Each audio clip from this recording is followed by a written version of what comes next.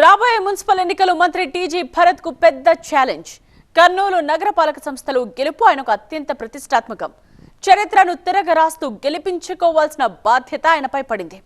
YCP కంచుకోటలో కూటమికి పీఠం దక్కాలంటే ఆయన పనితీరుపైనే ఆధారపడి ఉంది. ఇందుకోసం తండ్రి సహకారం మంత్రికి తప్పదేమో. టీజీ వెంకటేష్ కుమారుడిగా రాజకీయాల్లోకి వచ్చిన భరత్ మొదటిసారే ఎమ్మెల్యే అయ్యారు. ఊహించిన విధంగా పరిశ్రమల శాఖ మంత్రిగా కూడా స్థానం దక్కింది. ఆయన ఇలాఖాలోని కర్నూలు కార్పొరేషన్ కు త్వరలోనే ఎన్నికలు రాబోతుండటంతో ఆయనకు సవాల్గా మారింది. కూటమి అభ్యర్థులను గెలిపించడం ఆయన చేతుల్లోనే ఉంది. అసెంబ్లీ నియోజకవర్గం ఓటర్లు మొత్తం కార్పొరేషన్లోనే ఉండడంతో ఆయన పనితీరుకు ఈ ఎన్నిక నిదర్శనంగా మారే అవకాశముంది. 1868లో కర్నూలు పురపాలక సంఘంగా ఏర్పడింది. 1994లో నగరపాలక సంస్థగా రూపాంతరం చెందింది. కర్నూలు కార్పొరేషన్ కు 1995లో తొలిసారి ఎన్నికలు జరిగాయి. మొదట ఎస్సీలకు రిజర్వ్ అయింది. అప్పుడు జరిగిన ప్రత్యక్ష ఎన్నికల్లో టీడీపీ అభ్యర్థి బండి అనంతయ్య మేయర్గా గెలుపొందారు. ఆ తర్వాత 2000 సంవత్సరంలో కాంగ్రెస్ నుంచి ఫిరోజ్ బేగం మేయర్గా గెలుపొందారు. 2005లో కాంగ్రెస్ నుంచి రఘురాం రెడ్డి మేయర్ అయ్యారు. 2010 నుంచి 20 సంవత్సరం వరకు నగరపాలక సంస్థకు ఎన్నికలు జరగలేదు. 2021లో జరిగిన ఎన్నికల్లో అప్పటి అధికార వైసీపీకి చెందిన రామయ్య మేయర్గా పనిచేశారు.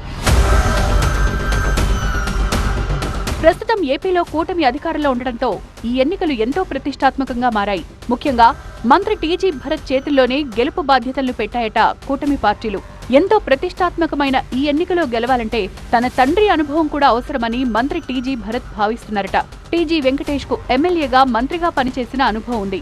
జిల్లా రాజకీయాలపై ఇప్పటికీ ఆయనకు పట్టుంది. కూటమి ప్రభుత్వ ఆధ్వర్యంలోని అభివృద్ధి, తన తండ్రి హయాంలో జరిగిన అభివృద్ధి సహా సంక్షేమ పథకాలతో ప్రజల్లోకి వెళ్లే ప్రయత్నాల్లో ఉన్నారు మంత్రి టీజీ భరత్. ఎలాగైనా తమ అభ్యర్థులను గెలిపించుకోవాలనే పట్టుదలతో ఉన్నారు టీజీ భరత్. మరోవైపు వైసీపీ కూడా ఎన్నికలకు సైరన్ మోగించింది. తమ హయాంలోని సంక్షేమ పథకాలు, కూటమి వైఫల్యాలను వివరిస్తూ ప్రజల్లోకి వెళ్లే ప్రయత్నం చేస్తున్నారు.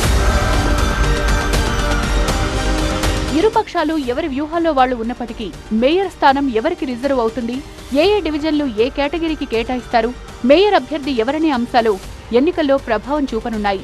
వీటితో పాటు నగరంలోని రౌడీ షీటర్ల ఆగడాలు, చైన్ స్నాచింగ్లు, దొంగతనాలు, ట్రాఫిక్ సమస్య, నగరపాలక సంస్థలో విచ్చలవిడి అవినీతి సహా పలు అంశాలు ఈసారి ఎన్నికల్లో ప్రభావం చూపే అవకాశముంది.